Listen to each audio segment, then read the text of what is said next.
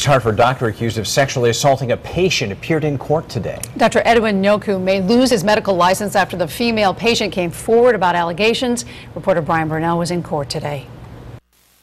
He raped me. A person, he's a rapist.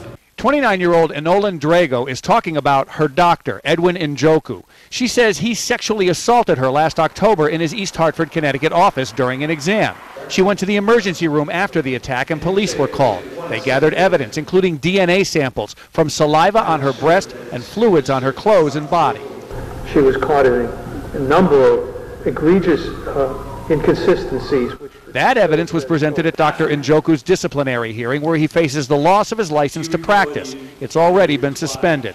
A lab technician testified the DNA in the fluids is consistent with Dr. Njoku.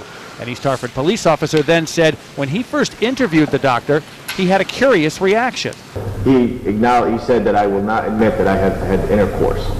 If that's what you want me to do, I'm not going to do that. Curious because no one had mentioned what the accusations were. Dr. Njoku's attorney told the medical panel that Drago's recount of what happened was inconsistent, but the lawyer for the health department had this response. The victim did not make up the DNA results, and they match exactly her story. Dr. Njoku sat listening to all of this without taking the stand himself. His attorney rested without calling any witnesses. I have lots of things to say, and I'll say it to you at the end of the criminal proceedings. But at this present time, it's improper for me to do so.